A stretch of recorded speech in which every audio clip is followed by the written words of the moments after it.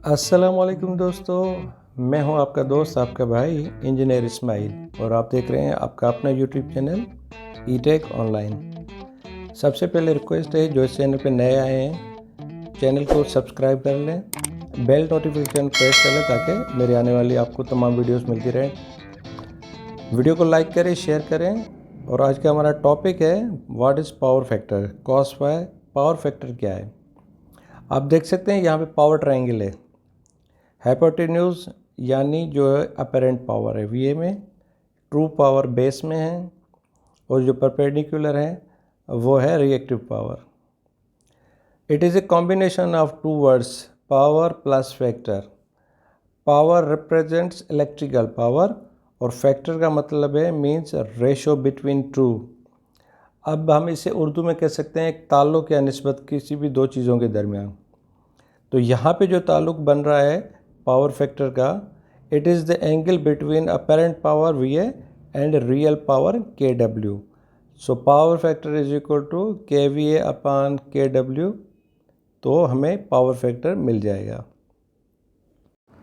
अब हम बात करेंगे टाइप्स ऑफ इलेक्ट्रिकल पावर के बारे में।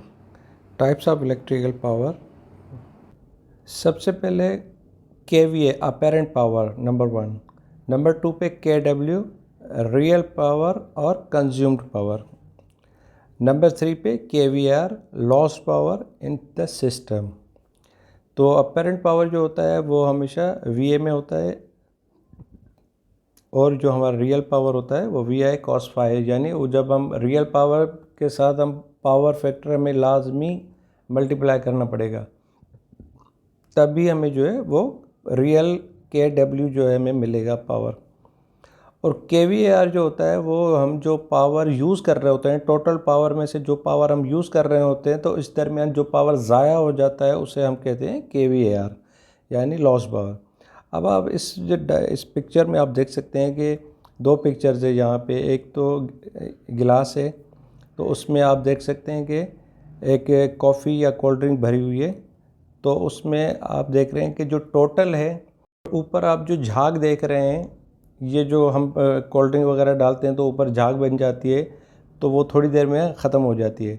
तो उसके बाद जो भी चीज़ जितना बचती है वो गिलास के अंदर, वो हमारी जो होती है वो ट्रू पावर होती है। और जो झाग समेत हमारा टोटल पावर होता है वो हमारा केवी होता है, टोटल पावर अपेरेंट पावर जो होता है। तो और जो झाग की सूरत में जो होता है, फॉर्म की सूरत में, उससे हम कहते हैं के वी आर, यानी जो पावर हमारा ज़ाया हो जाता है। और इसी तरीके से अगर हम चिप्स का पैकेट खोलते हैं तो वो टोटल चिप्स का पैकेट जो है वो हमारा के वी आर रिप्रेजेंट करता है, लेकिन जब हम उसे खोलते हैं तो चिप्स की मिकदार बहुत ही थोड़ी होती है।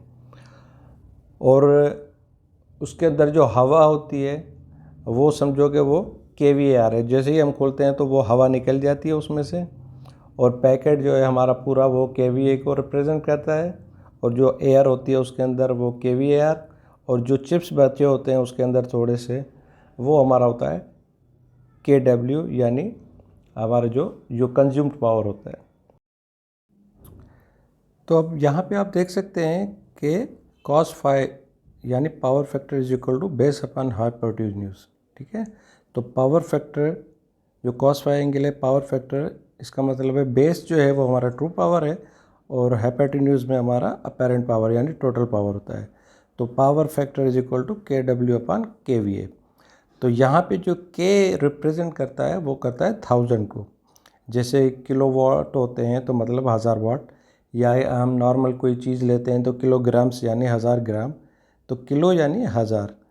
तो यहाँ पे आप ट्रायंगल भी देख रहे हैं, उसमें से आप देख सकते हैं कि जो हमारा बेस में है वो ट्रू पावर है, और जो हमारे हाइपोटेन्यूज में है वो अपेरेंट पावर यानी वी ए है।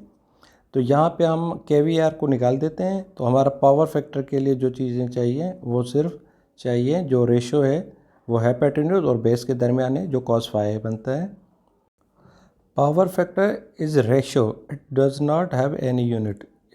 पावर फैक्टर एक रेशो है, इसका कोई यूनिट नहीं होता। तो यह पावर फैक्टर मीटर देख सकते हैं। तो power factor can be leading और लैगिंग और यूनिटी। ठीक है, बेस्ट पावर फैक्टर होता है यूनिटी, यानी वो 1 पे ही रहे, ना ज़्यादा हो ना कम हो। लैगिंग का मतलब है पीछे रह जाना और लीडिंग का मतलब है आगे निकल जाना। तो ये करंट और वोल्टेज का आपस में रेशो होता है, ठीक है ना। तो अगर बिल्कुल एक साथ ये शुरू करते हैं, वो एक ही साथ चलते हैं, बिल्कुल साथ साथ चलते हैं, तो वो होता है यूनिटी पावर फैक्टर, ठीक है। वो सबसे बेस्ट पावर फैक्टर होता है। तो अगर मीटर जो पावर फैक्टर मीटर है अगर वो 1 पे शो करेगा तो मतलब बेस्ट पावर फैक्टर है, हमारा सिस्टम बहुत अच्छे तरीके से काम कर रहा है। अब टाइप्स ऑफ इलेक्ट्रिकल लोड्स आ गई। एक है रेजिस्टिव लोड। अब रेजिस्टिव लोड का आप सिंबल देख सकते हैं कि सिंबल किस तरीके का है, और रेजिस्टिव लोड की आप वेव फॉर्म भी देख सकते हैं कि करंट और वोल्टेज जो दोनों हैं वो बिल्कुल एक साथ एक तरीके से एक ही लाइन में चल रहे हैं, ना एक दूसरे से आगे हो रहे हैं ना एक दूसरे के पीछे। ये रेजिस्टिव लोड जो भी होते हैं ये इनका पावर फैक्टर काफ़ी अच्छा होता है, ट्रू पावर फैक्टर होता है इनका, और ये almost near to unity power factor. Unity power factor मतलब ये 1 के आसपास होता है, 1 के करीब तरीन होता है। तो आप लोड देख सकते हैं कि जो बल्ब है या इलेक्ट्रिक हीटर है, आयरन है और हमारा इलेक्ट्रिक केटल है, इस तरीके से जो भी लोड है ये हमारा रेजिस्टिव लोड होता है जो घर में हम यूज़ करते हैं। इसके बाद दूसरा टाइप है वो है inductive loads. Inductive load lagging power factor होता है इसका। यह मतलब करंट हमेशा इसमें वोल्टेज के पीछे रहता है। तो इसके सिंबल भी आप देख सकते हैं, ये एक कॉइल है। जो भी हम किसी चीज़ को वाइंडिंग करते हैं, ठीक है ना, जो वाइंडिंग आपने देखी होगी, कॉपर वायर को हम किसी चीज़ पे लपेटते हैं, मैग्नेट पे या किसी आयरन नेल पे या किसी आयरन प्लेट पे, तो जो चीज़ ये कॉइल की तरह घूमती है उसे हम, जो भी कॉइल होती है उसे हम इंडक्टिव लोड कहते हैं, जिसमें कॉइल यूज़ होती है। और आप उसकी वेव फॉर्म देख सकते हैं कि करंट जो है वो वोल्टेज के पीछे पीछे चल रहा है। वोल्टेज पहले से स्टार्ट हुआ है, पहले पहुंच रहा है, करंट उसके बाद शुरू हो रहा है, वो बाद में पहुंच रहा है। और उसकी वेव फॉर्म आप देखते हुए इंडक्टिव लोड की, और आप देख सकते हैं कि जो हमारे एसी होता है, फ्रिज होता है, फ़ैन होता है, पानी की मोटर होती है, ये सारा हमारा इसमें वाइंडिंग्स होती हैं। तो ये हमारा है इंडक्टिव लोड। तो इंडक्टिव लोड में हमेशा पावर फैक्टर जो होता है वो लैगिंग में होता है, यानी पीछे होता है। और तीसरा टाइप का हमारा जो लोड है वो है कैपेसिटिव लोड। उसके आप सिंबल देख सकते हैं कि वो किस तरीके से रिप्रेजेंट करती हैं, और उसके अलावा कैपेसिटिव लोड कर्व आप देख सकते हैं, ठीक है। इसमें क्या होता है कि ये वोल्टेज से भी पहले शुरू हो जाता है करंट। अगर कैपेसिटर इसमें ज़्यादा लगे हों तो वो हमारे ये कैपेसिटर तकरीबन हमारे जो भी इंडक्टिव लोड होते हैं वहाँ पे कैपेसिटर का यूज़ होता है, क्योंकि कैपेसिटिव लोड कोई सच कोई लोड नहीं होता, वो हमारे इंडक्टिव लोड के साथ हम कैपेसिटर यूज़ करते हैं काफ़ी जगह पे, वो ऑलमोस्ट हर जगह पे। तो इसमें आप देख सकते हैं कि वो करंट की जो है वो फ्लो पहले आ रहा है, वोल्टेज उसके बाद से शुरू हो रहा है। तो यहाँ पे जो अगर हमें पावर फैक्टर इम्प्रूव करना होता है इंडक्टिव लोड्स में, तो हम कैपेसिटर्स का यूज़ करते हैं ताकि हमारा पावर फैक्टर बेहतर हो जाए और वो अच्छे तरीके से सर्किट हमारा चले, सर्किट पे कोई लोड नहीं पड़े। सर्किट पे लोड इस तरीके से पड़ता है कि जब हमारा पावर फैक्टर कम हो जाता है तो करंट हाई हो जाता है। तो हाई करंट की वजह से जो है वो हमारी चीज़ें, जो वायर्स हैं, जो हमारा सर्किट है, तो टोटल सिस्टम के अंदर एक वो एबनॉर्मल कंडीशन हो जाती है, हीट पैदा हो जाती है। अगर पावर फैक्टर सही होगा तो हर चीज़ स्मूथ रहेगी, सिस्टम हमारा स्मूथ रहेगा। दोस्तों, इसका मतलब है कि कैपेसिटर जो है वो हमारे पावर फैक्टर को इम्प्रूव करते हैं, लीडिंग पावर फैक्टर की तरफ जाते हैं।